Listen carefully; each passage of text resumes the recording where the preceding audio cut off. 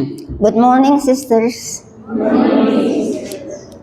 We have invoked the Spirit of the Lord to be with us, and we open our hearts.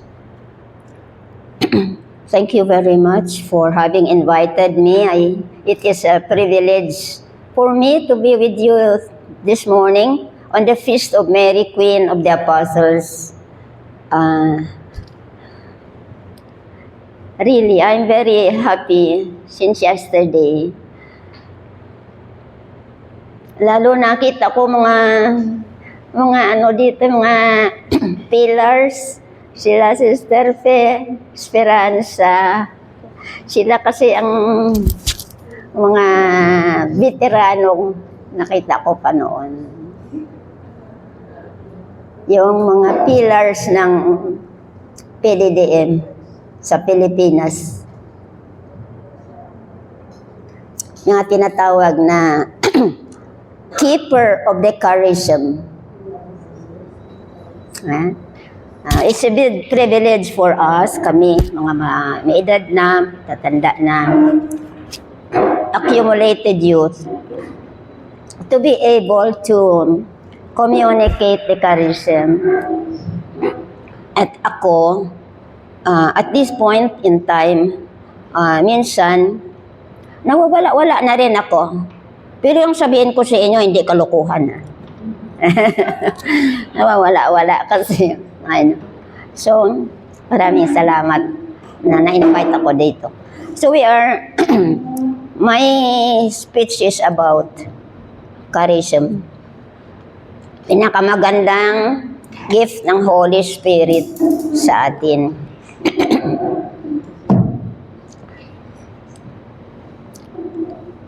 And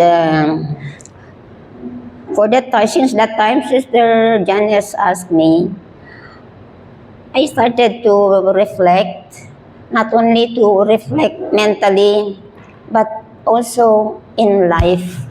Ano ang nangyari sa aking buhay, charism, sa congregation, at sa Pauline family.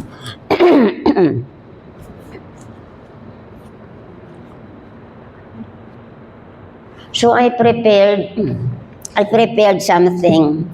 Pero yung sasabihin ko, kasi hiningi ko Holy Spirit, sabihin mo sa akin ang sasabihin ko.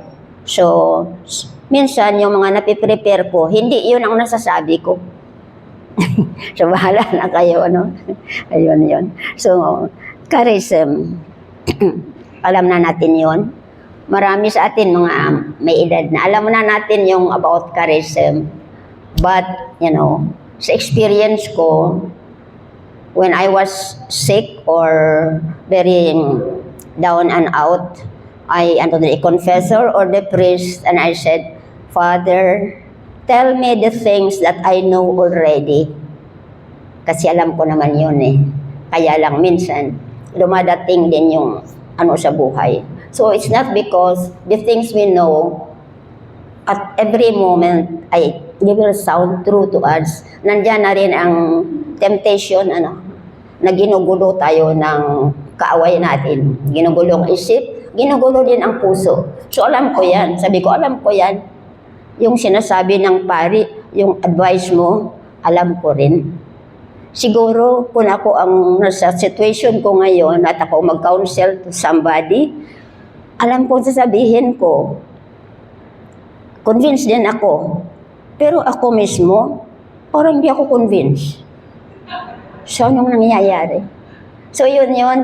So, minsan, the things na alam na natin, kailangan uulitin. Excuse me, there are non-English speaking, no? Excuse me, I have always to speak English. The things that we know already, sometimes, we need to say again, speak again. And sometimes somebody say something that really touches us. Don't know what? So, charism. So, prepare yourselves, charism. Anong sasabihin ni Lord? So, alam na natin charism. It concerns the Holy Spirit. Bukas, we will celebrate the descent of the Holy Spirit. And for sure, we are asking for special graces. Ako ay am asking for a particular grace to the intercession of Mary of the Apostles na kinakalampag ko siya. Mama Mary, ha? Please. Okay, so yan. Mary, Queen of the Apostles, we read in the Gospel and beautifully, after the ascension of Jesus, the apostles in the cenacle with Mary, Queen of the Apostles. So she is with us. This is an Alberonian picture because you have here a Saint Paul and the Pauline saints. Okay. Now when Jesus ascended into heaven, he left the church unto the care of the apostles. So they were the one to continue the mission day, the work of Jesus to spread the kingdom. Therefore, there are the apostles and Mary, the mother of Queen of Apostles. And so this morning, I also asked her, Mama Mary, dami problema, there are many problems. Are you not the mother of the church? Please help us also on concrete problems of the world and of our country. So, Jesus, go and proclaim the good news. And the beautiful one is, I will be with you until the end of the world. How nice. Jesus will be with us. We can say that personally, Jesus will be with me until the end of the world. Even when I commit sin, even when I sometimes incorrigible, Jesus is with me. I have to be the first one convinced because sometimes doubt also comes. Jesus, are you really with me? Because I'm so sinful and so shameless. Are you really with me? Thanks be to God. You see, when we pray, the Lord answers a big yes. Huwag ka na mag-drama dyan. So here we are. Always to remember. Okay, so charisms. because Jesus left the apostles, the church to the apostles, and these apostles and their successors have to do a great job. So, God sent His Spirit to distribute His gifts to each of these apostles and their followers as the church. Okay, so as the compendium or the catechism of the church says, charisms are special gifts of the Spirit which are bestowed on individuals for the good of others, the needs of the world, and in particular for the building up of the church. And therefore, it's very important to discern charism. This morning, I was just joking, but it's true. Joke na totoo. Sister Janice asked me, would you like to eat that ibus suman? I said, I am still discerning. And so they laughed. But it's true. Because sometimes my palate likes, but health says no good. Because it's hard to digest. Therefore, it is in eating, seems funny, no? But discernment is to be that. So I discern, no. At that time, no. Okay. So Saint Paul, in the Bible, the word charism is found only in the letters of Saint Paul, particularly in 1 Corinthians chapter 12 and Ephesians chapter 4, verses 11 to 12. And one in Peter, when Peter said everybody has a gift. So the term was popularized with the charismatic movements around the 20th century. Before, it was not, you don't hear of charism. It exists, the gifts are there, but it was not called charism. So the 20th century, the term came up, charism. And not only term, we saw the explosion of the Holy Spirit among the people, especially among the lay people. So, but three basic points just to remember.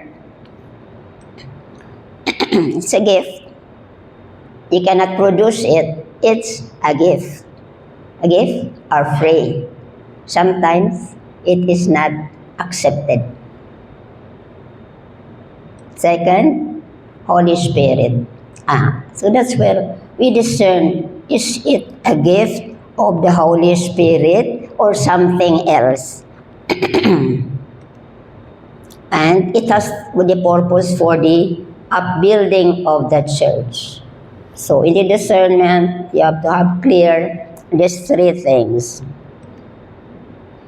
A manifestation of the Spirit, of the Holy Spirit.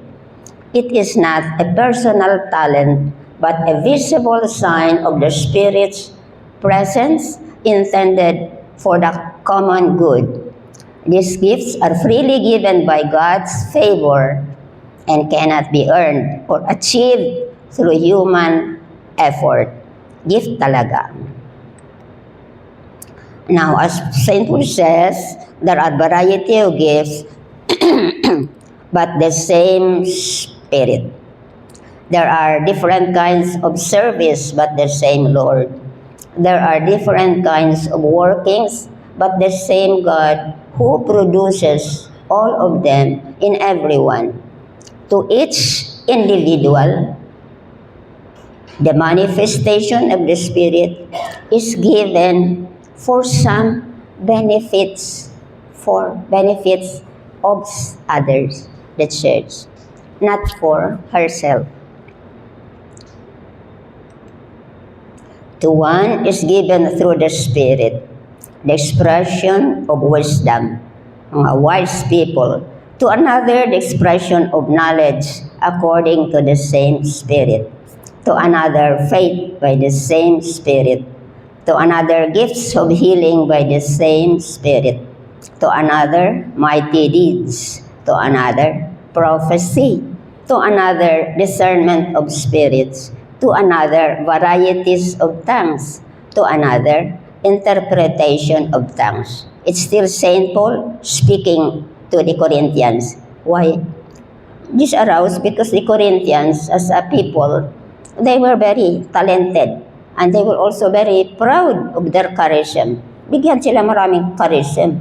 They're proud. So St. Paul, in his letter, elucidated to them what are charisms. It's for the church, it's for the others, not for you to boast. But, as he said, the greatest is love. Love, this is lovely. If I speak in human and angelic tongues, but do not have love, I am a resounding gong or a clanging cymbal. Orator, because I'm great, orator or speaker. But if I do not have love, much nothing. And if I have the gift of prophecy and comprehend all mysteries and all knowledge, if I have the faith so as to move mountains, but do not have love, I am nothing. If I give everything I own, and if I hand my body over so that I may boast but do not have love, I gain nothing. There are many people, not very many, but there are some people today who are wealthy and they give away their goods. They are very generous. What for? Well, only God judges what is in the heart. But sometimes, when people are too interested to be published, to be put in the media for what they have given, so you doubt. So, is it really love or because I want to be praised? Okay. So, charism, just like a garden, Beautiful, no? Look at this. Some of these flowers you do not notice if you do not look. And then, okay. Some gifts are highly visible, can be seen. So in community or in the church, there are gifts that are highly visible, can be seen by everybody. Like these big flowers, so big. Like, for example, Padre Pio, his charisma, everybody runs to make novena to Padre Pio, miracle worker, reading of hearts, stigmata, etc. Some days back, I bumped my head against a marble point in our bathroom, and so I had a wound here, and so I put bandage, and they said, "What's that?" I said, "Stigmata." Instead of Padre Pio here, stigmata. No one believed me because it was not so. Padre Pio, I just think of it. Many are going to Padre Pio to ask for graces. But how much he has suffered for that gift of God.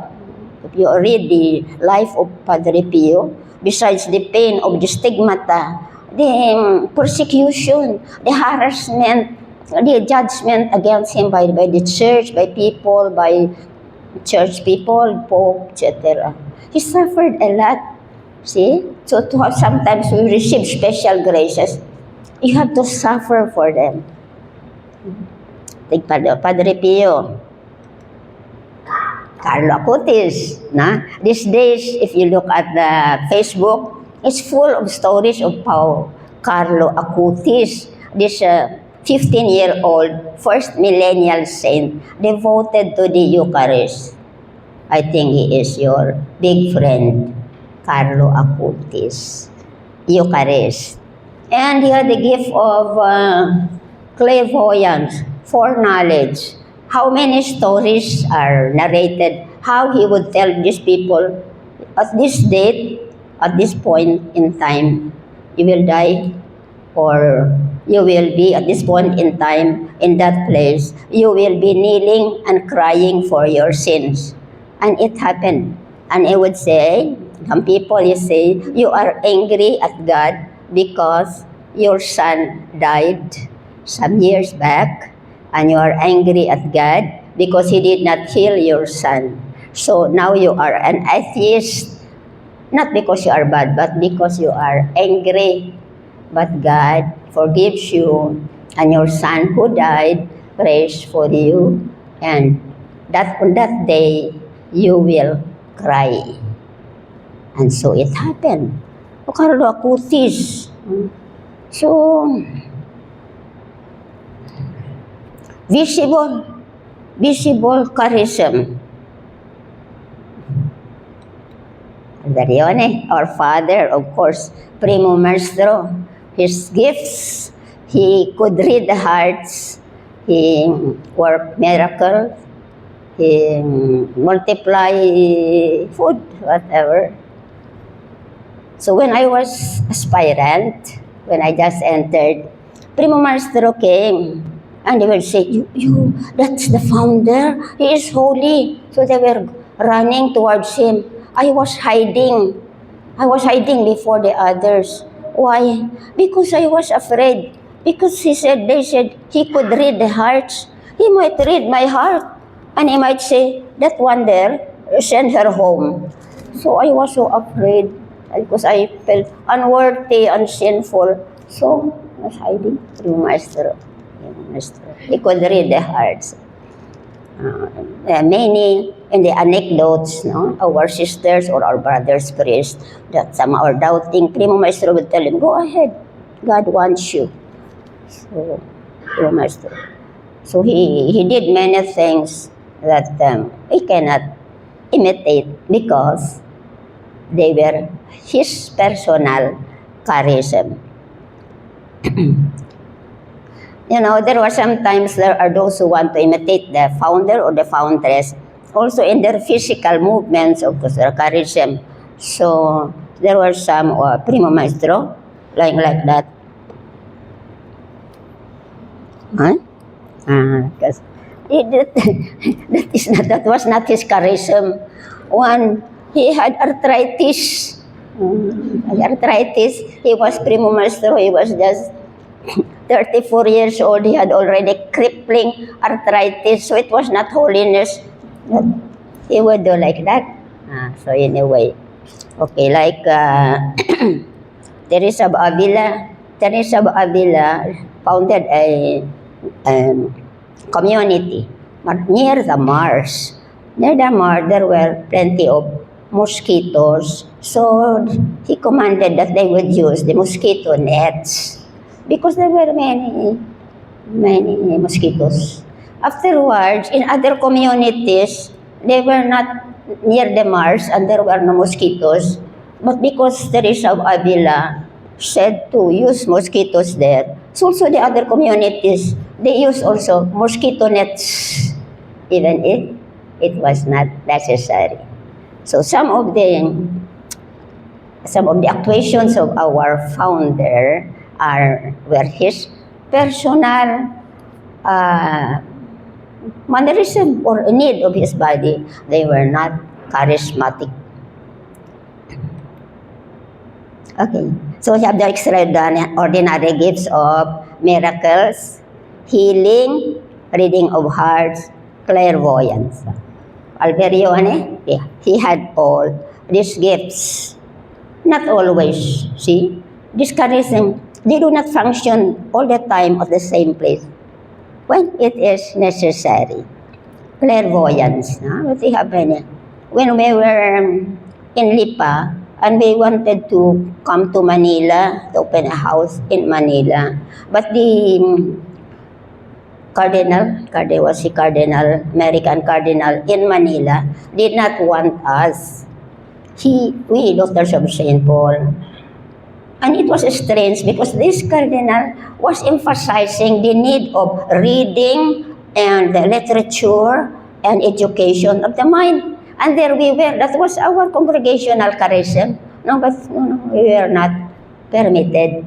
So, let us say, towards the end of the year, Primo Maestro came. And the sisters were saying, Primo Maestro, we would like to go to Manila because it is very hard to make propaganda coming home every day from Manila to Lipa. And during that time, the bus, you can imagine, the bus that we were flying the roads during that time, no? Kawawa naman, mga madre. And so, but the Cardinal would not permit us.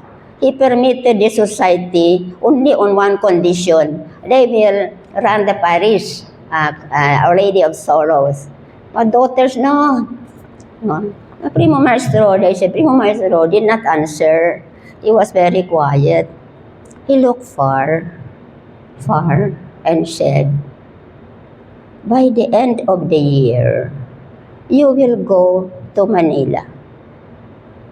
By the end of the year, the Cardinal died. He did not pray that the Cardinal will die, but he died. And so, the acting Gabriel Reyes is up and welcome us. So that is it.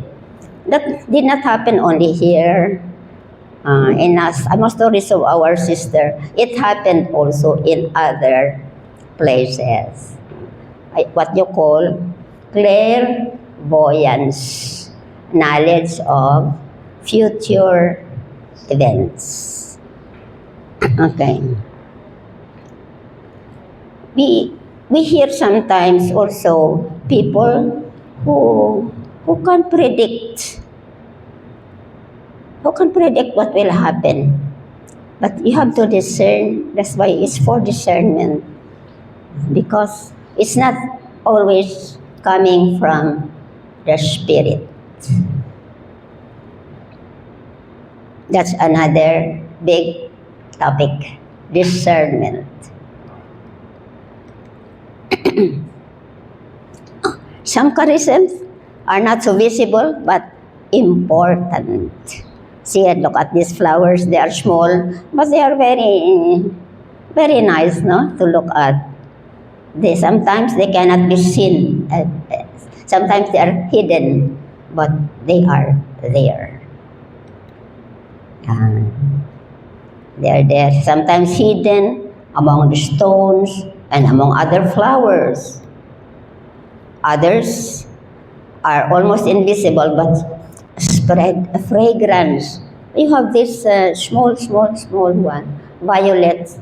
You do not see them. You just smell, where is this? And you look around, you have to look around because sometimes they are really hidden among bushes.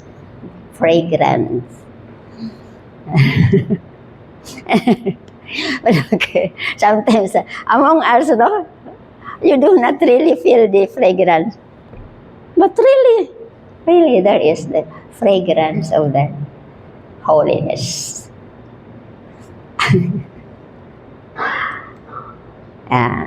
Now look which of this is your charism? Discernment. There are people who can discern. That's not from God. It's coming from the bad spirit. They have capacity for discernment. Not because you studied very well. In discernment. And then wisdom. I know a sister, I had a co-sister before. He died already. She had really the gift of wisdom. She is very intelligent, but that is besides the point. She knows to say the right thing in the right place. Wisdom. And then here you have giving. There are some people, it's really they have to give. We have some benefactors like that. They're giving. I remember one, she was already dying, but then she asked to prepare some rice for the poor and sent it to me to be given to the poor. She was dying until her last breath. She was thinking of giving. She was really doing that all her life, giving. Then administration. It's a charism. Administer. How to administer gifts. It is a gift administration. It's a gift which is very important, also dangerous. Dangerous. Because it can be used not for the kingdom of God. Evangelism. Pagpahayag ng salita ng Diyos. Where are you? Evangelism. That's us. Hospitality. There are some people. Hospitable. Last night, no, I received your gift of hospitality. Wow, naman. Hospitality, sisters, very good. Very hospitable. Oh, nice. Mercy. Oh, mercy. There are people very merciful, like God the Father. Faith. Faith. I'll tell you a story after about faith. Music. My sister, musicians, don't think that you inherit that only from your parents. Gigaya ni Lord to enliven the community. Knowledge. There are some people who they study little, but they know much.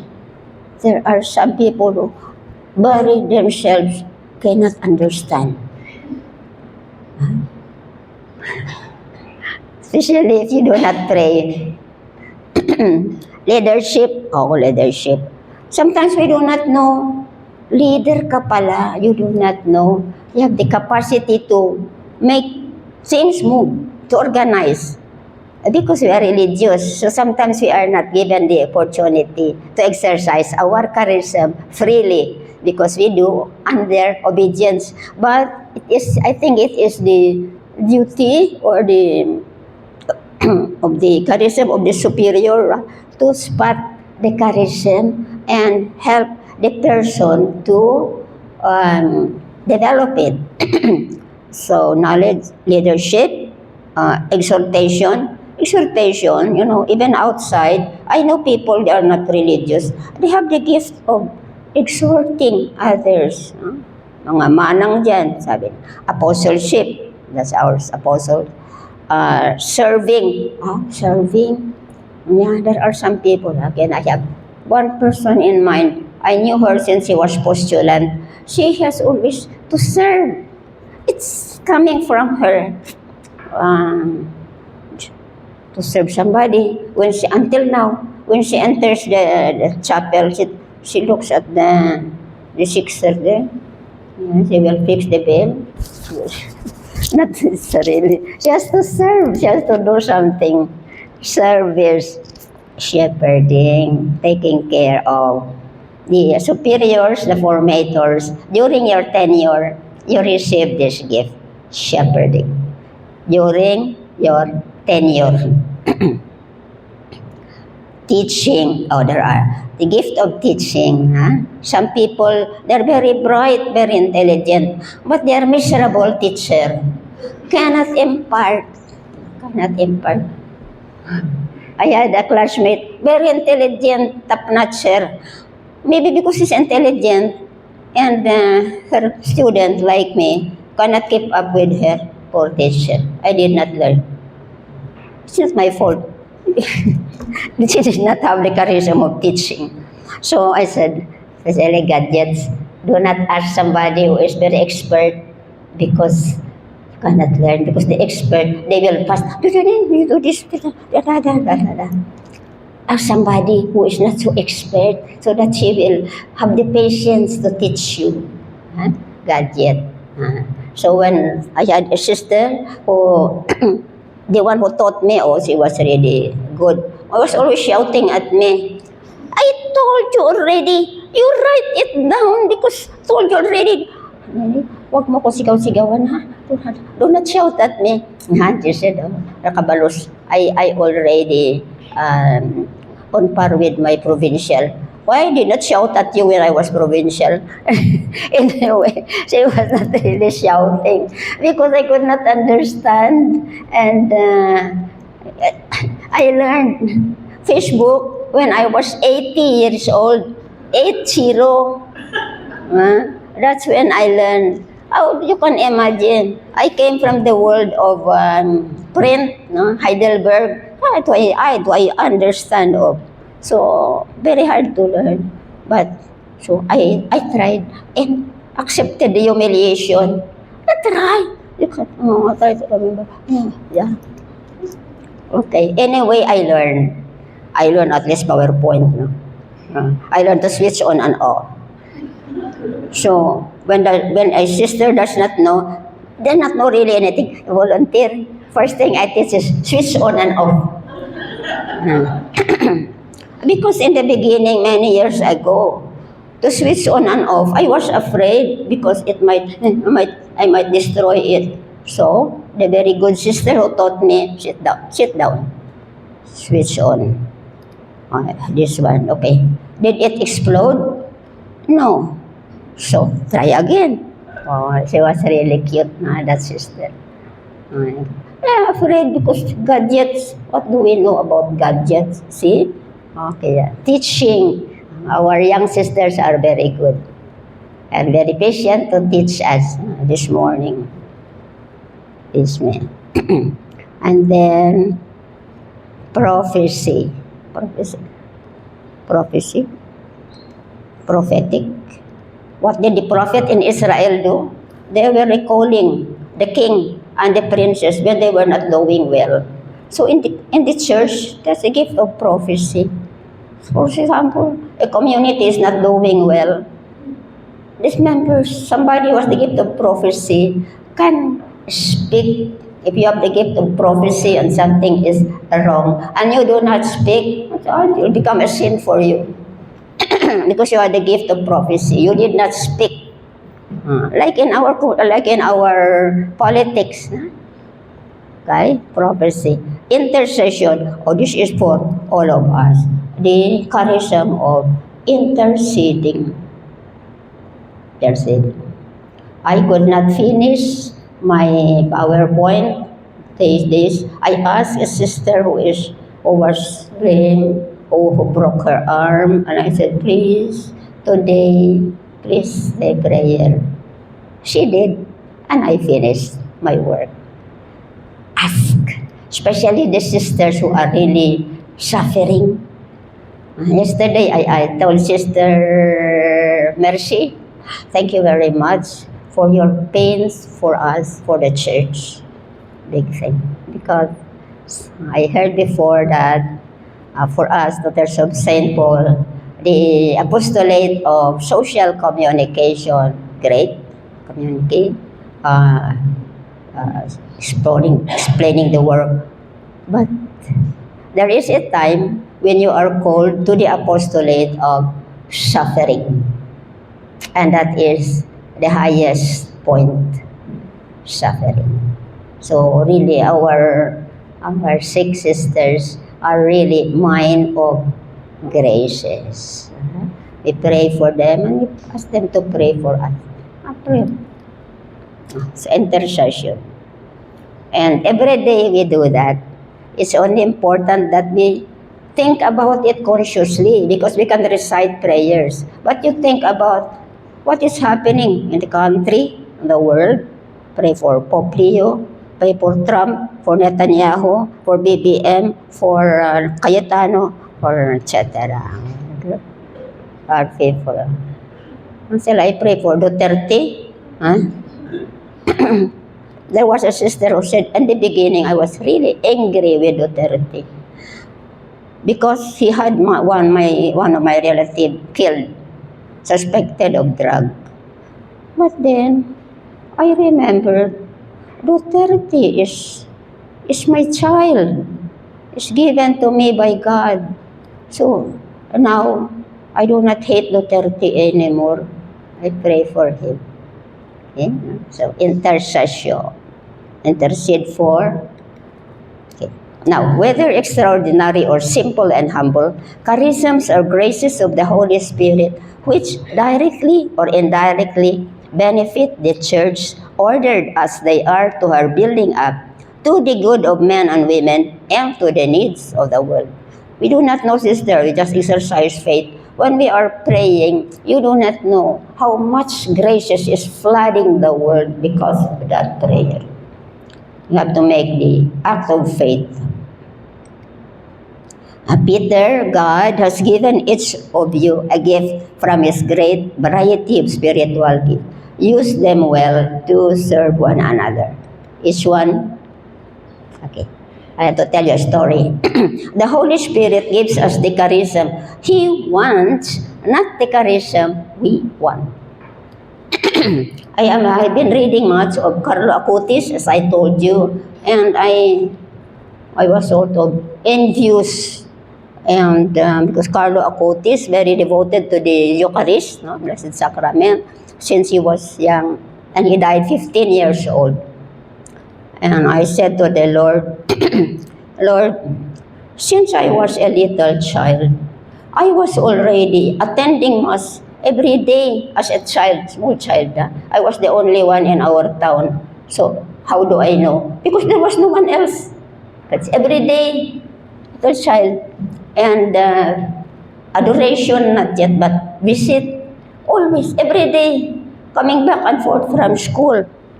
And never have I experienced something wonderful. Nothing really. So I said, Lord, Carlo Acutis, and he could see Jesus in the Blessed Sacrament. I did not see you. I did not see anything wonderful. You know what? Jesus is very good. When you ask him, he will answer. No, you know what he answered me? How about the faith that I have given you?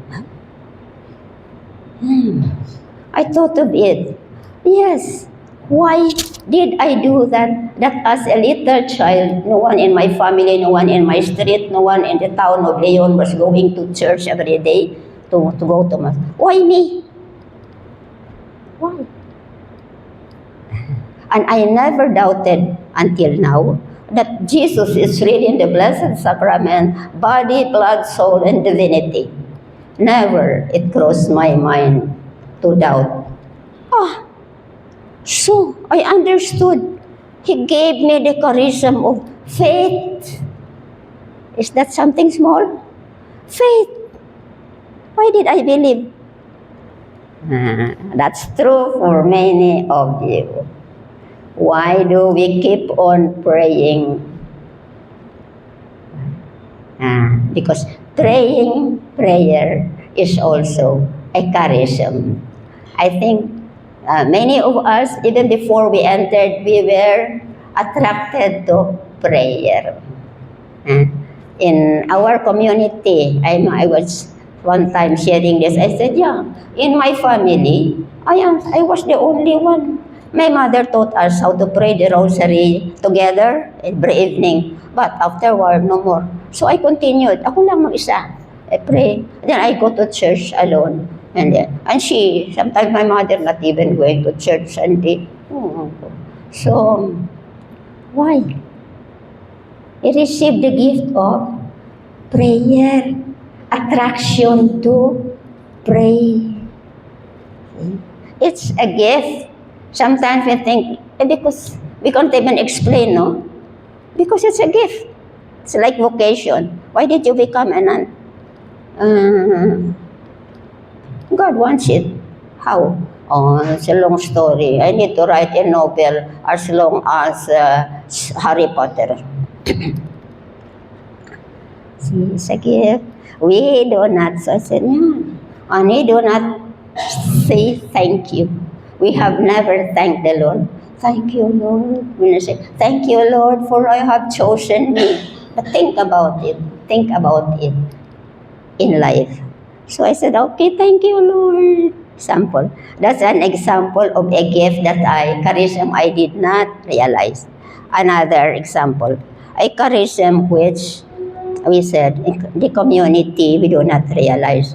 We have one sister who is the charism of speaking. At first, she needs to talk.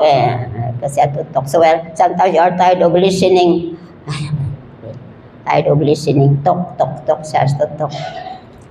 And then, especially me, I'm so impatient. And then one time at table, we were there. And this sister, and then one of the young sisters told her, sister, you should have a radio program because you can talk continuously. Because the one who said, she was a disc jockey before, so she knows you have to be alert to be. Came to my mind, how good is this sister? She saw the charism. I was impatient. I saw the defect. She saw the charism. Of course, charism has to be used for the development of the church, not for bringing around fake news. Sometimes bring around fake news. But then, you have to discern how can this be used for the good of the church. Okay, so that is. So in the community, it's like that. Sometimes there are sisters who have charism which we do not acknowledge. Maybe she herself does not acknowledge, as I myself did not acknowledge. Only during this time when I was doing this, that it really came strong to me. Yeah, I received the charism of faith, and I never thanked the Lord for it. So thank you very much for having invited me, so I can say sorry to the Lord before I die. Appreciate the charism. Okay, so that's it. So Paul, analogy of the church as the body. As the body is one, though it has many parts, and all the parts of the body, though many, are one body, so also Christ. One body, now you are Christ's body, and individually part of it.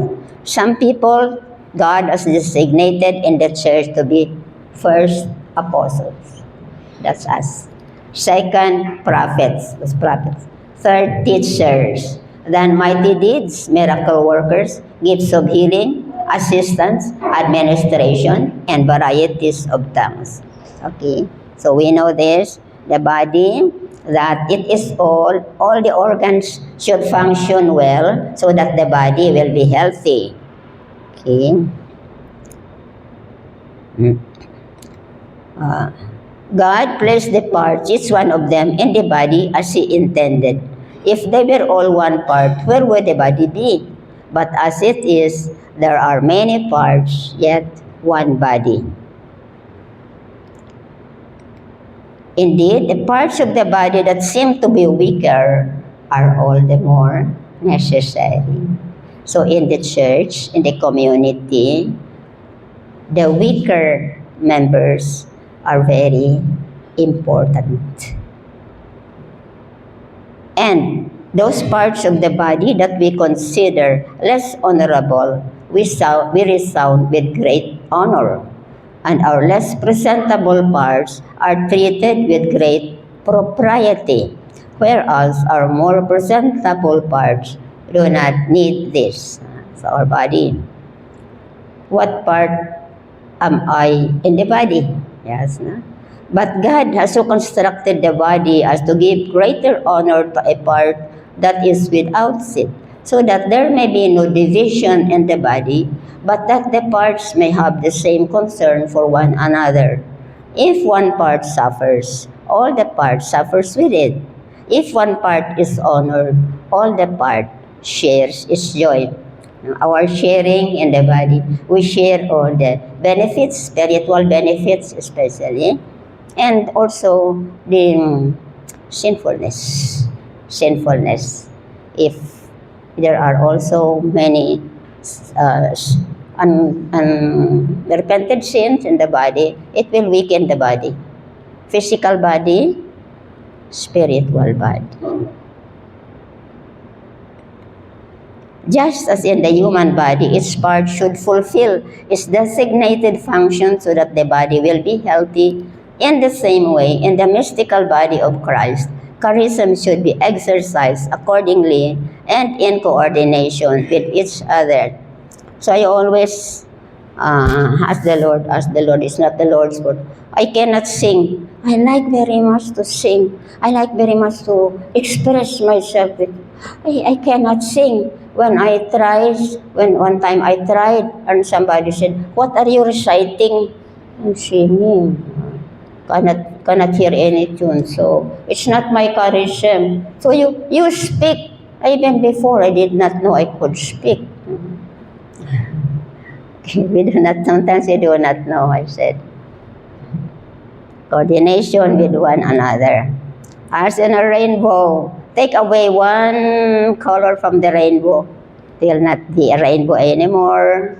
It will not be as beautiful as this anymore. The same. So charism, discernment. So I said, what do you have? You have a charism, talent, skill, or virtue. What is the difference between this? So charism, we said already, talents are natural, innate aptitudes or recurring patterns of thought, behavior, and feeling, and that allow a person to excel in specific activities. With is a talent for acting, talent for music, it's within you, music, no? A talent for art, talent for writing, talent for, talent lang. Skills are the learned abilities, knowledge, and competence required to perform specific tasks or activities effectively developed through training, education, and experience.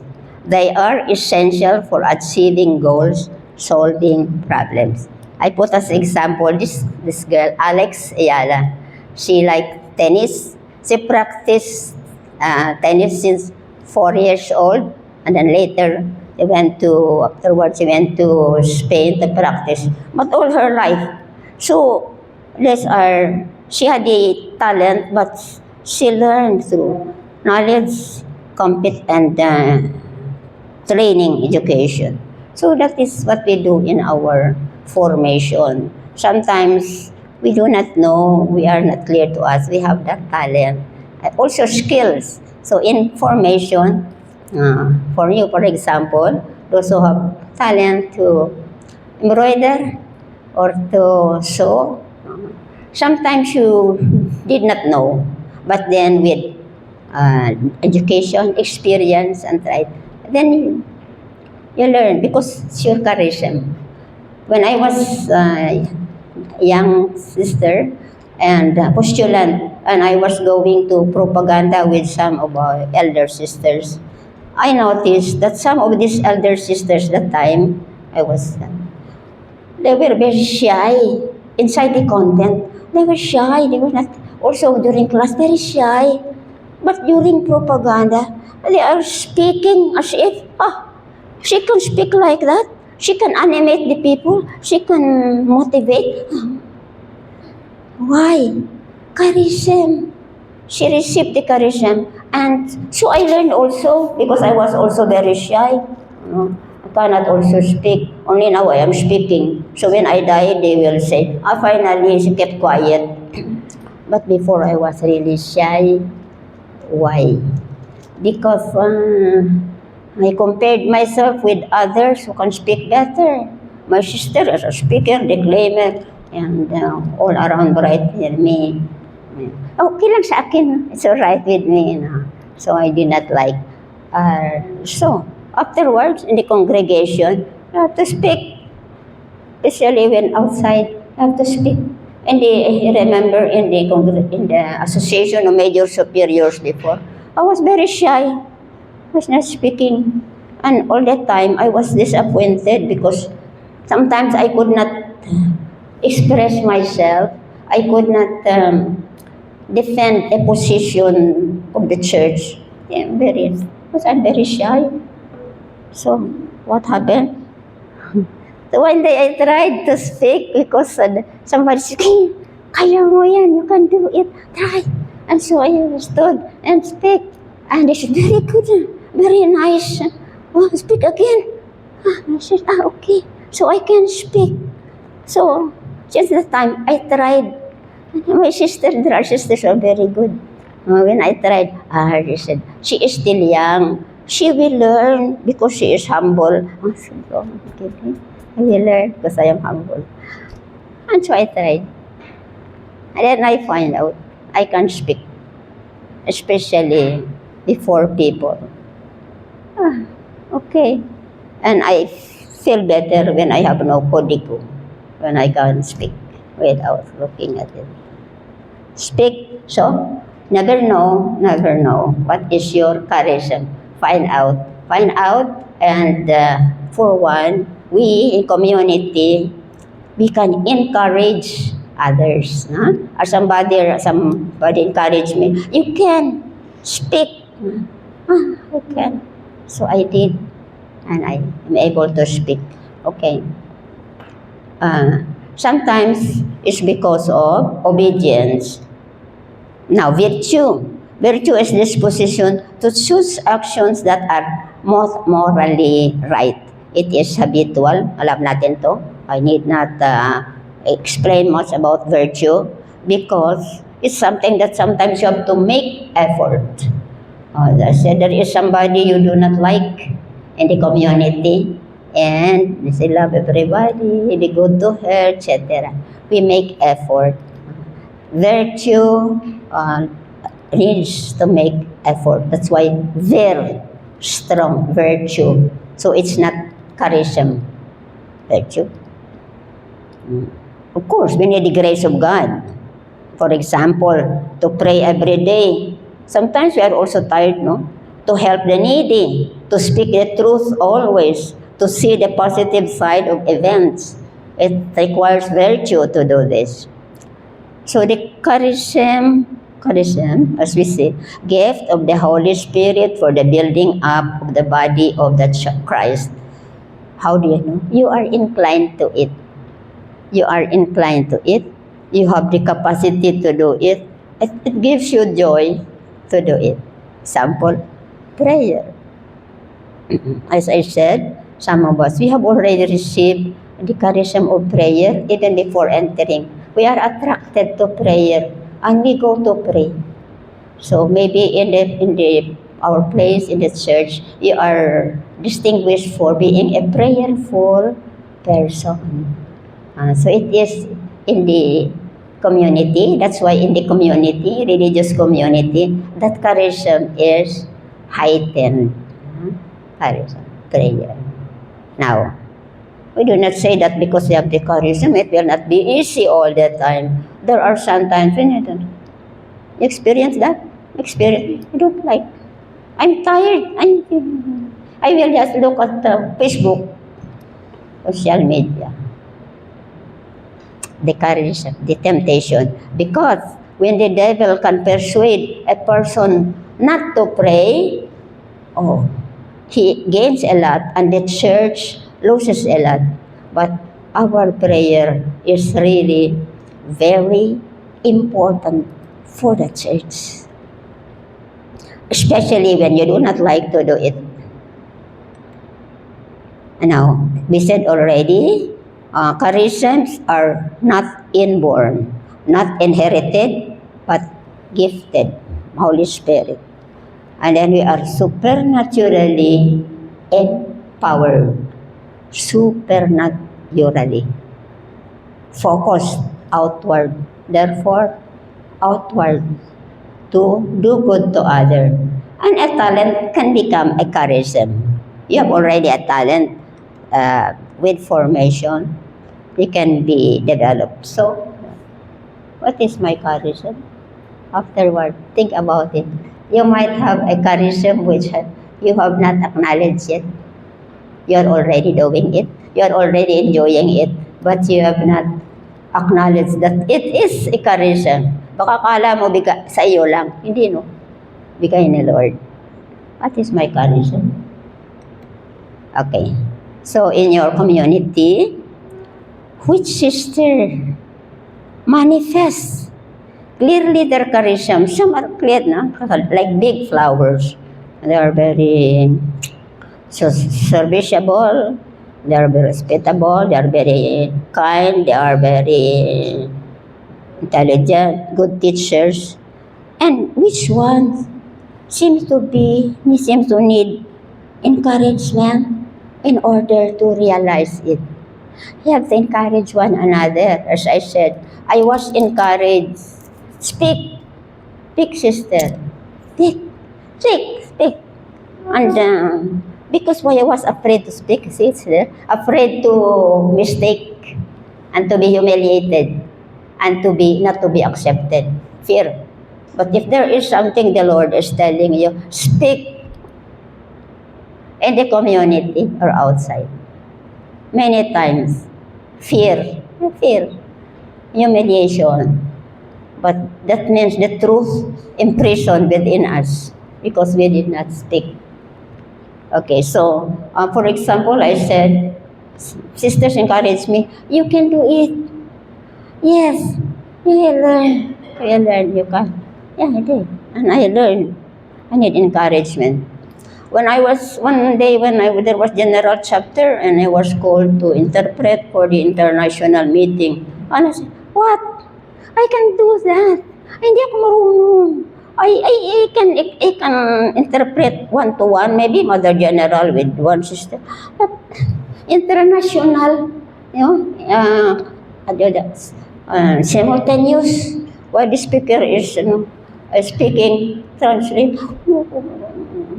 But my superior did not listen to me.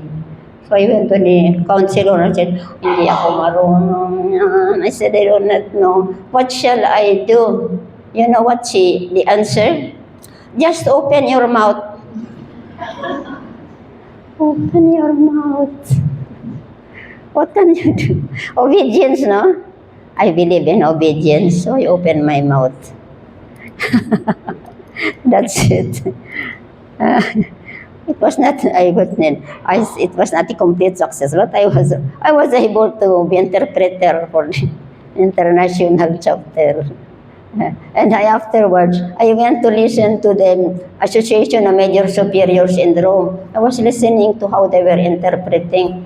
And I said, it's not so much like me naman pala. So sometimes we think to make up, but the others do not know also very well. So try, open your mouth. You need to speak. So we need that is also in our community, something that we, to encourage sister. Because sometimes we think, ay si ano lang marunong yan, only so and so can do that. Try. When I was provincial, they were laughing because I was appointing some sisters who said, cannot be. Why not? Cannot be. You will be the only one who is capable. Try. So try. You need not to succeed beautifully. Sometimes you need to be humiliated in order to grow in holiness. Okay? Not to succeed, but to be holy. Okay? Okay, so baka may mga sisters kayo, we need to be encouraged. Okay, factors that can release charism, as I said, affirmation, affirm one another. You can do it. Yeah, sarap ng cooking mo. You are really good conversationist. You put people at ease, are very nice. We do not say it. That's our religious culture. Maybe you younger ones know, but we pre-Vatican people, that was our religious culture. But even outside, do not praise her because they'll become proud. No more. Affirmation is to acknowledge the gift God has given to a person, so she can release it for the good of others. And then obedience, as I said, assigned task, the grace of office. When you are assigned. Recently, I heard from a sister, first time she was appointed superior, young sister, and she said, I say first in Tagalog, nagpapatalino pala ito, superior na ito. But you know, she said, it's making you bright. Because she said, the solution come when I have grace of office, charism of office, of authority. Charisms are to be accepted with gratitude by the persons who receives them and by all members of the church. So we do not accept and we do not acknowledge. We owe God an ingratitude, sin of ingratitude. And then when we do not acknowledge the charism of the other members, worse, if we put it down, if not acknowledge, we misinterpret it. So we need to confess. Charisms are wonderfully rich grace for the apostolic vitality and for the holiness of the entire body of Christ, provided they really are genuine gifts of the Holy Spirit. One, they are really coming from the Holy Spirit. And two, they are used in full conformity with authentic promptings of the same Spirit, that is, in keeping with charity. Charity is the highest sign of charism. It promotes charity. That's why we need to discern well regarding healers, visionaries, and seers. There have been several healers in experience. When I was provincial, there were several healers. People who are healers. Our sisters were going to. And so I went to some to discern, to see what this person is doing. So in one, I saw that this person, he was not receiving money. He was not only healing, but he was also working. He was not depending on the money people give. He was working, and he was giving preference to the sick who are more sick, regardless of whether they are nuns or rich. So I said, there is the sign of the Spirit. So, see. Instead, there were healers which, my first my first look at them is, but I said, sister, you try to discern also. How is it with you? Because I cannot just be the one to say, don't go, etc. Discern, pray, and discern. Number one, it promotes charity, love for God and neighbor, and etc. Visionaries.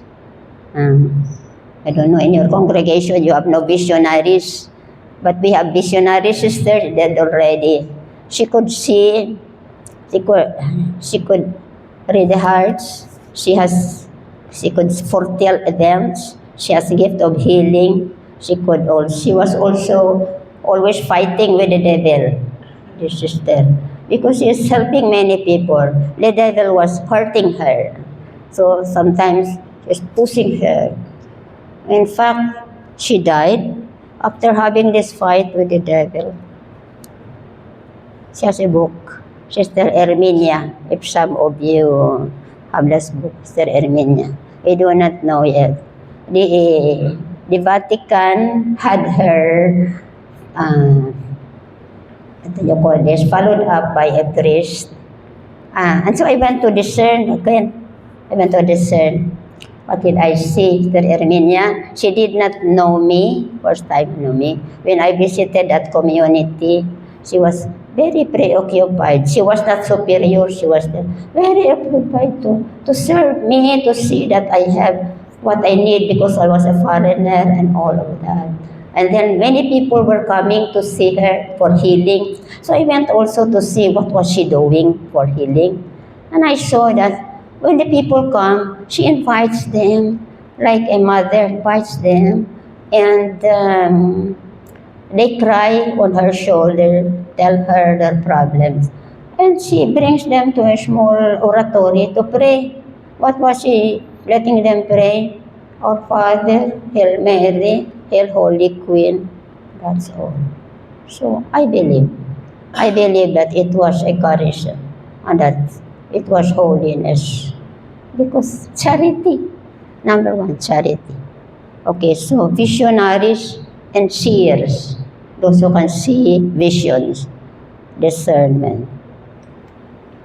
So religious life, lifestyle, religious life, consecrated, single blessedness, missionaries. So these are also charism, and it interests us, religious life.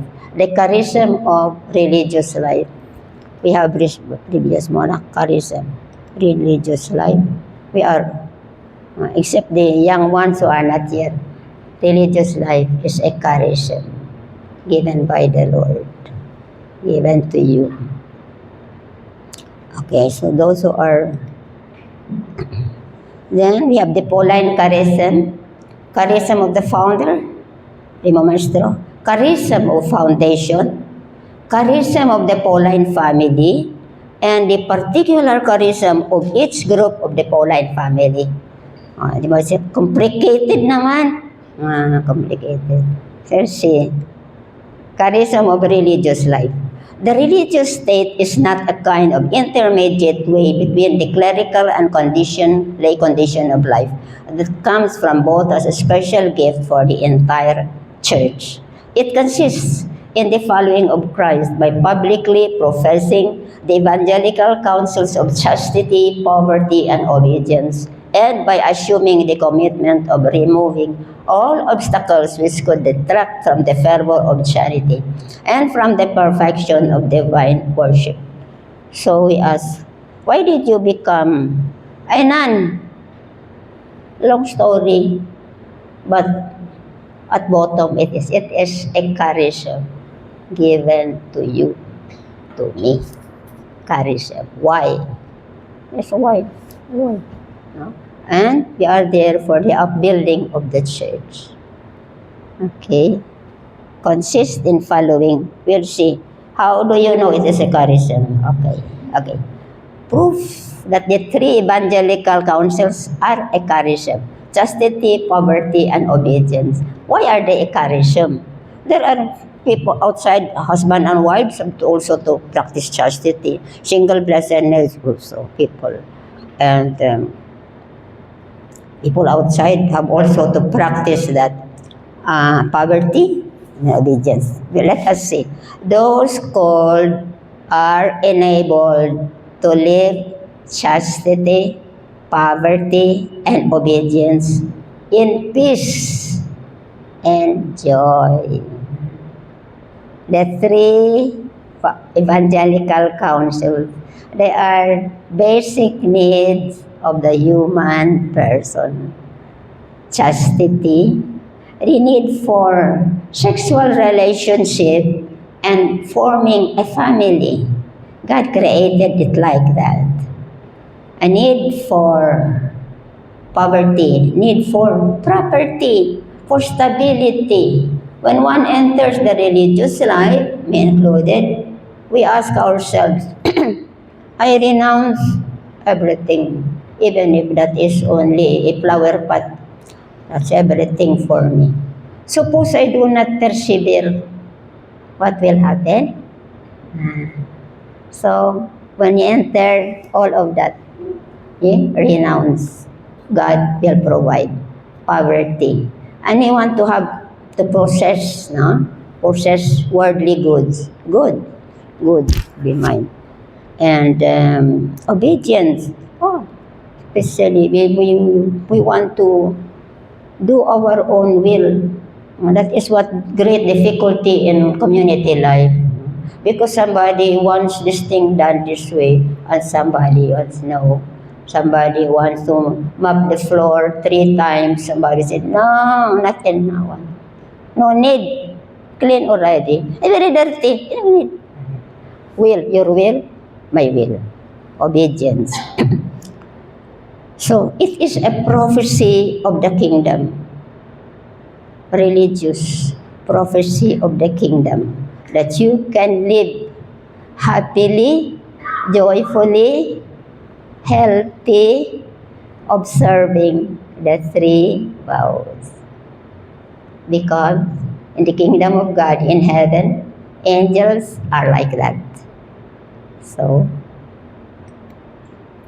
now, charism of the founder, a specific charism given to some individuals, which lead them to the foundation of a religious institute. Okay, our founders. According to Father Futrell, a specific charism is given at certain moments in the history of the church to a person whose manner of reading the multidimensional gospel portrayal of Jesus' life, leading him to follow Jesus and serve others for his love in a particular way. So 3 important aspects: historical setting, what was happening in the world and in the church during that time when he founded the congregation. Second, focus on some particular aspects of Jesus' life. What did this founder want to imitate in Jesus? And a particular way of serving others. Alberione, what did you think? What was the situation when he founded the Society of St. Paul? There was great trouble in the church. There was division in the church. Pope Leo XIII was asking for a return to the church, conversion, and division among the clergy. And the press was using, the press was using to disseminate error. So he said, no, new means new group of apostles. Okay, so therefore these 3 means are important. So charism of the founder, charism of Primo Maestro, what? His personal charisms, extraordinary. His collective charism, by its nature, shared with others and gives rise to a single institute or can generate more than one. One institute or more than one. Or it might produce spiritual branches from which various institutes will later spring. Example, James Alberione, yung maestro, what did he found? Pauline family, one by one. No? Society of St. Paul, Doctors, PDDM, Pastorelli, and then the consecrated, and although he He was not the one who founded, but it was his idea, the Paul ISF. And there were Jesus the Priest, 10, Alberione, Pauline family. And then, as it said, sometimes from this charism can branch out also. Number 2, Sisters of Saint Joseph, the Worker. That is a group who separated from the Daughters of Saint Paul, and they formed this congregation in Antique, based in Antique for the poor. She was a brilliant sister, the one who pillar of the congregation. So she died already. She died doing good. And then Our Lady of the Visitation from Daughters of Saint Paul, Albano case. They are there. So this one of the Sisters of Jesus the Worker are still going on in Antique. The one of Lady of the Visitation, they are here in Manila. And some are Lady. What are they doing? Health. Charism of health. And these are all Daughters of Alberione. And then another one, Missionary Apostles of Eucharist from the Pastorelle. You must know them. Sister Paula Marave. With her sister. So they found a congregation, Missionary Apostles of the Eucharist. But they are teaching. See how fruitful Alberione is charism. They did not,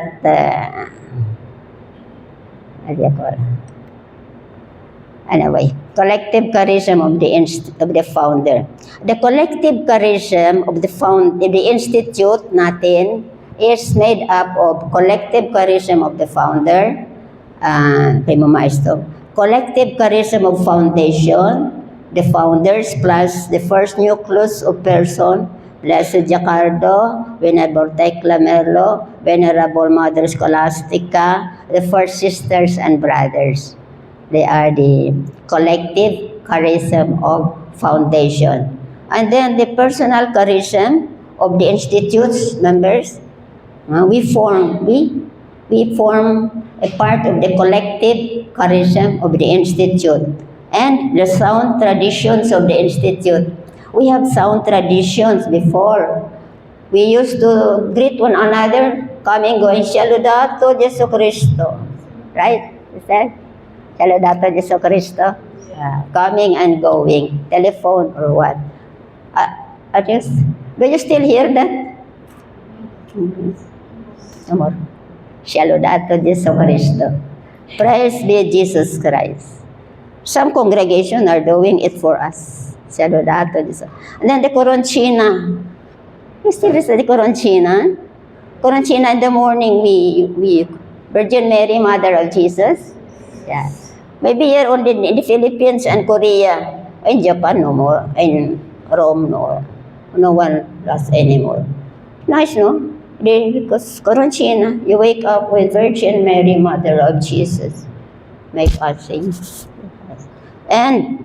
And then, before we used to write letters, our paper are marked JDPH, Gloria Deo Pax Hominibus. Like the Jesuits, Ad Maiorem Dei Gloriam, ADMG. That's it. But there are still other tradition in the congregation that we have lost after Vatican II. They are part of the charism. In the beginning, when there were so many, we were still many members, I remember.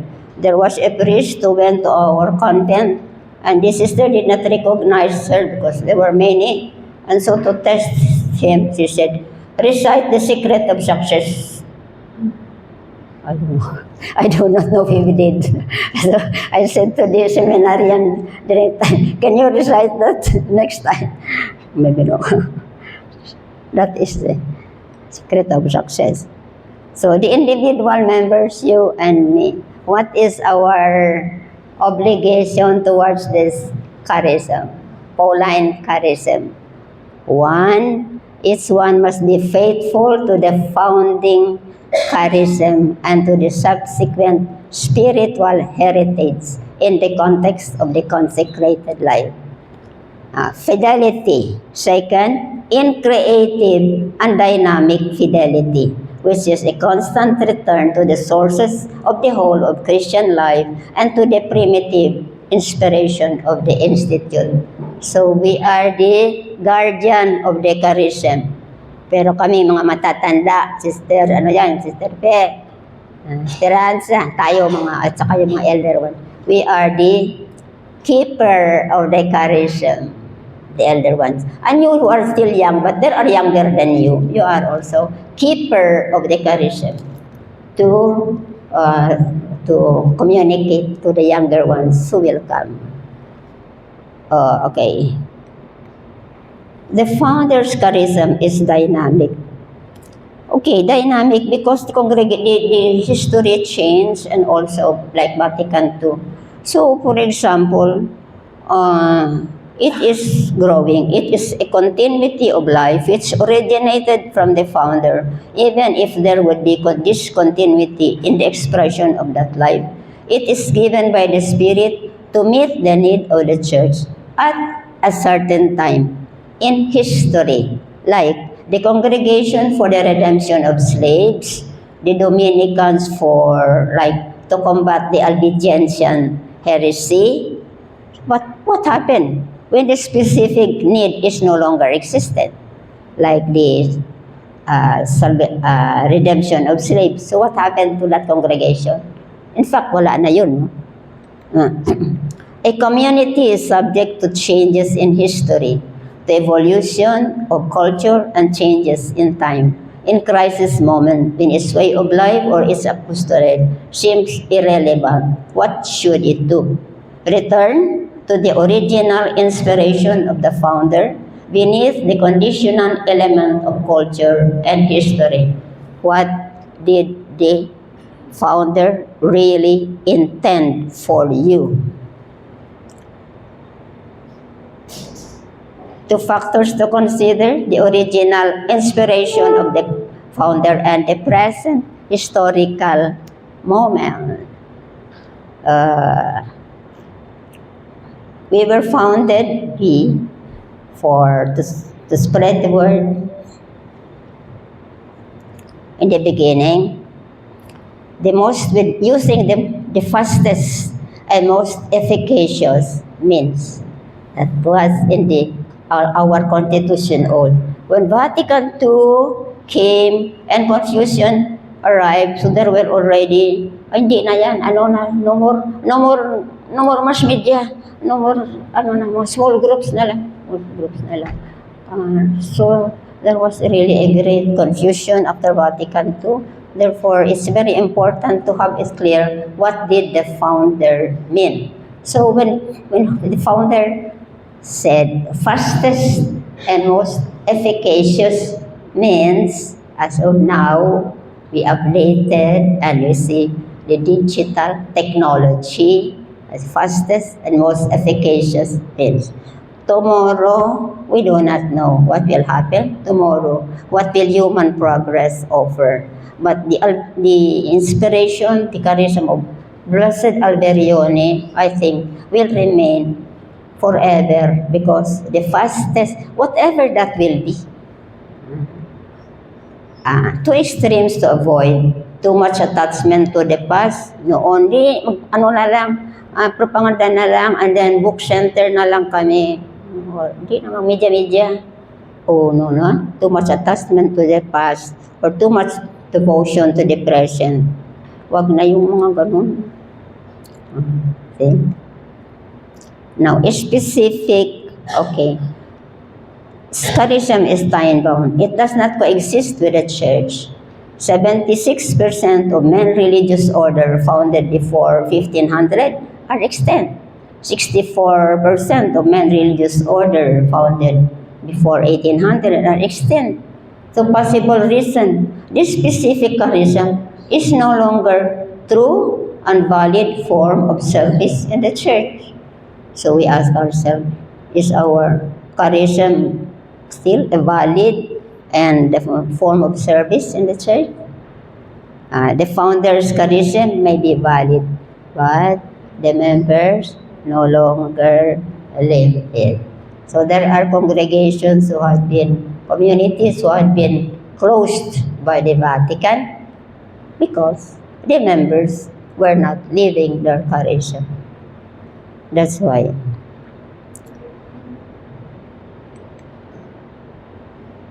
This one, read natin. For us, the classic example of confusion regarding the charism was our Albano case, because the sisters who wanted to open, no, they did not want to open another congregation. They want to stay. They want to stay as daughters of Saint Paul, children of Alberione, but that their service will be on health only. They have to have their own delegation. Health, they will take care of the sick. Cannot be. So that was the cause of painful experience for us. Schism of Madian in one case.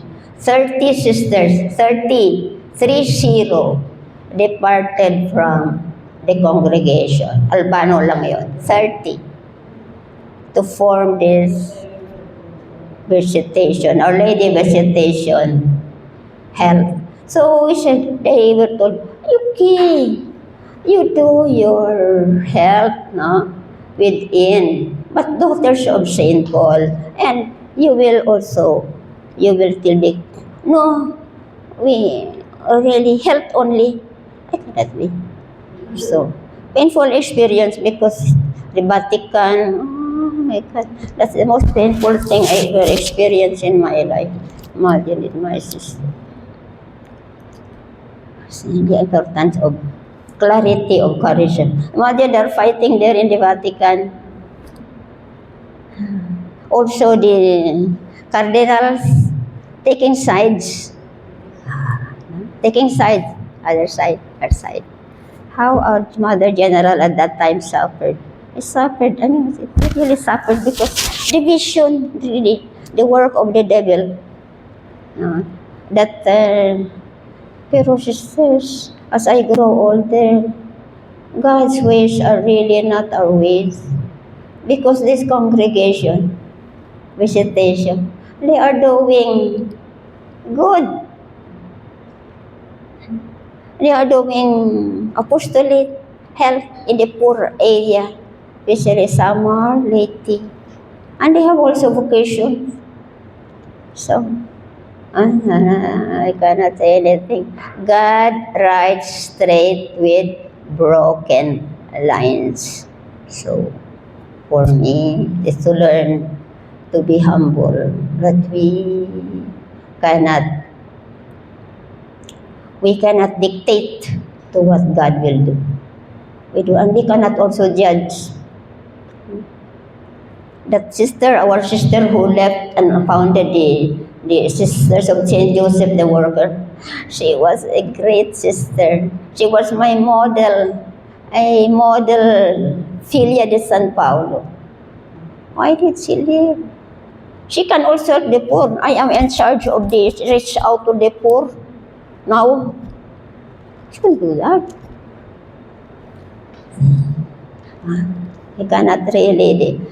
We cannot really be peaceful. The devil will always insert his tail in the good, to spoil the good. Always to pray, be humble, pray, be humble, that we do not know everything, and we cannot saying that we are the only ones right. I don't know. Albano. What that is, charism. Gift of the Spirit. The gift of the Spirit, it I spoke too long. Very long na, no? Buti naman wala natulog. Kung noon, natutulog ako pag may nagsalita ng mahaba. Gigising ako pagtapos na.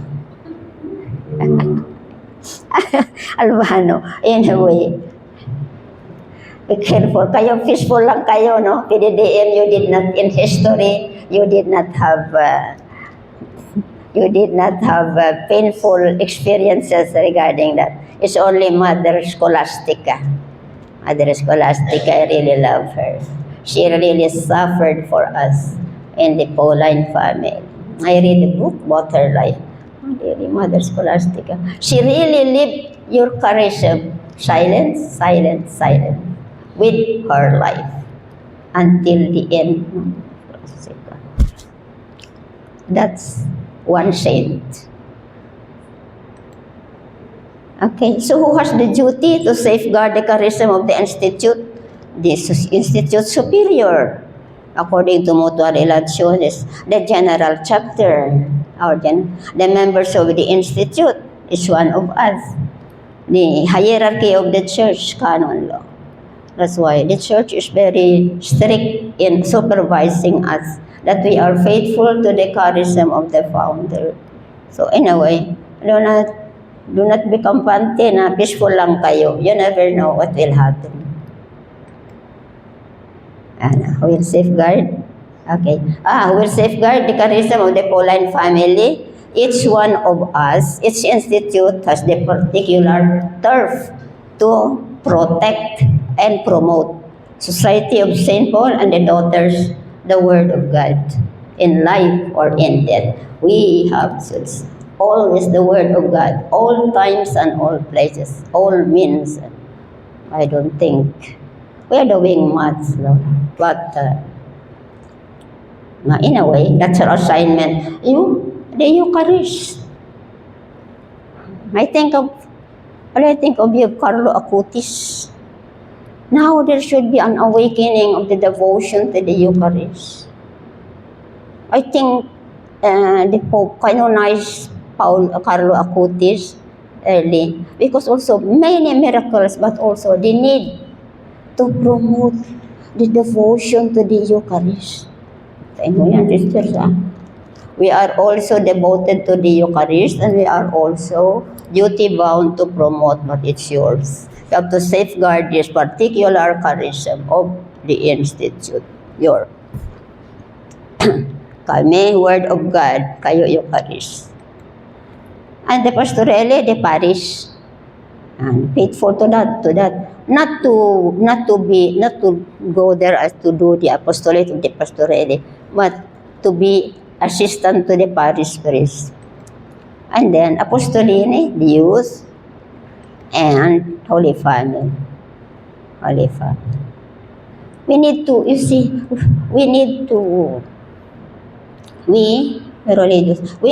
help this later congregation to grow and to do their, for example, the youth, very important, no? We do not have yet the apostoline in the Philippines. But the youth, very important. The youth, they are the future of the present and the future. The youth, what are we doing? And then, but our prayers is the family. The family is very much in crisis. Family. What can we do? Family. If we are not doing enough and with passion for what we have been approved by the church, of what use are we in the mystical body of Christ? The Holy Spirit might raise another group which will bring freshness and vigor to the church. Because kasi patay-patay kayo dyan, I will bring up another. See, the challenge for us to listen up. Never mind if we are few. Never mind if we are aging. It's all right until we die. As I said, the elder ones, they are the keeper of the charism. And our sacrifice, prayers in silence is very important. We never know. We do not see. But I think that is the reason why there are changes, good changes in the world and in the church. Let us believe in the power of prayer. Okay? Kayo yan. Okay? So maybe to think about me and my personal charism. Yeah. What are my personal charisms? What do I know and what do I do not know? But I know, am I happy about it? Do I thank God often for it? So I found out my sin during my preparation. Ako pala, di pala ako naniwala. I did not really believe in my charism. I think it should be there. No, it's not should be there. It was given. You need to thank God. Thank God. Every day, we thank God for our vocation. That's it. God does that. Do I put it generously at the service of God through my congregation? Do I have more charisms not acknowledged? You never know. There might be. And then the charism of your institute. Are you satisfied with how your congregation is living out your charism today? Are you satisfied? Happy na. Okay na kami. In the Pauline family, the Eucharist is entrusted particularly to you. How can you increase the devotion to the Eucharist in collaboration with the other members of the Pauline family? Eucharist. Okay, in collaboration, we can use the media, can use the printed word, sisters in the parish, and the family. Many things they can do.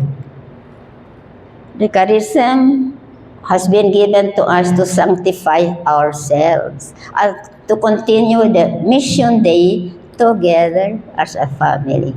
Our sanctity will shine brighter and our apostolate will bear more fruit when we are connected with one another. So we ask ourselves personally, how do I commit myself to this special gift, charism, and our charism to be family? Okay, so at the end, that's all we can say, the Lord. Thank you, Lord. So for us who are still alive and kicking, before I leave, I want to thank God and each one of you. I thank my barkada and Rome, Sister Maria, okay? Sino pa yung mga... Because we draw strength from one another. We think of my brothers and sisters. Terchilian did Pastor Chilin. I remember Mother Tiziana. Mother Tiziana, when she was there, she joined us also in the animation for the charism. How old is Mother Tiziana now? Huh? Oh, she's still in Lectio Divina? Still? She was in Lectio Divina before. Mother Tiziana and Sister Margaret. No more. But that's it, no? Imagine, no? So these are our...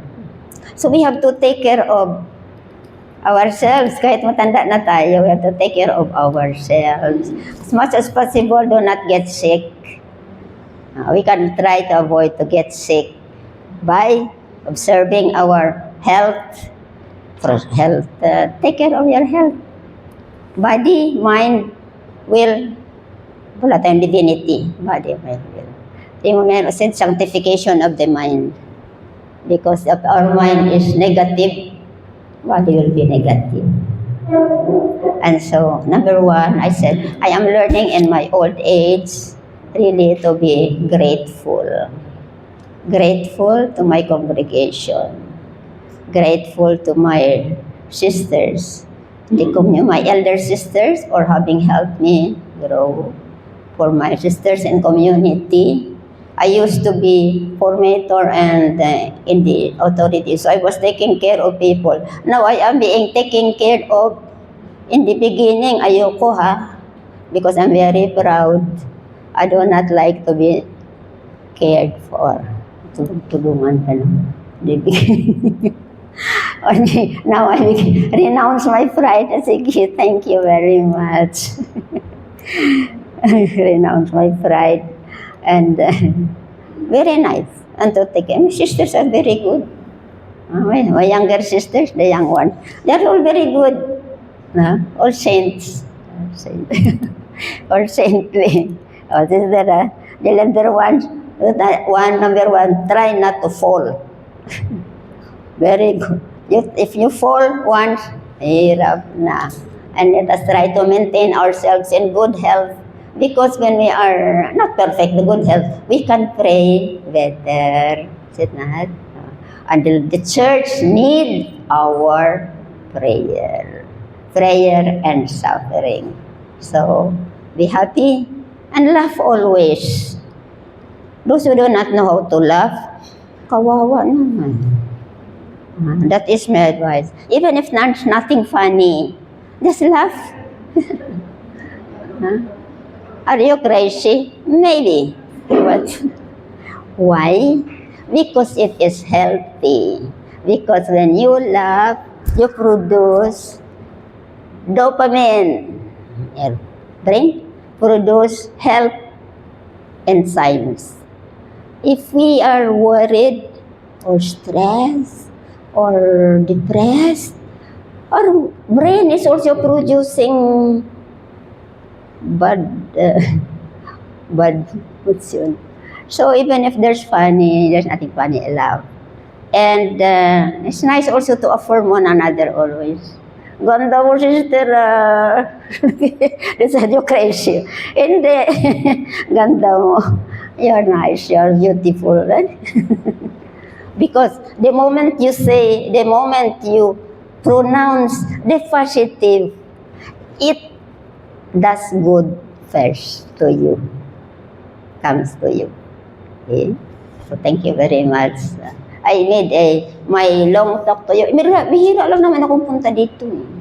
Once in, lang naman. So, tsaka walang natulog. Okay lang naman natulog ko. Ako sa natutulog, wake up ako. Ano na yun? So, that's right. Congratulations for being faithful to your charism, our charism. And we expect much from you. PDDM. Every time I see you, I think of you.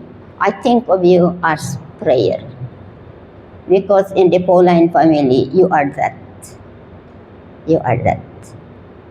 Really. Salamat, my Lord, may mga kapatid ako. Whether you pray actually or not, you are that. Thank you very much, Lord. For this occasion, for the Pauline family, for Primo Maestro, Mother Scholastica, our Brother Borello, our Pauline saints, and all the living saints now. Glory to the Father, and to the Son, and to the Holy Spirit.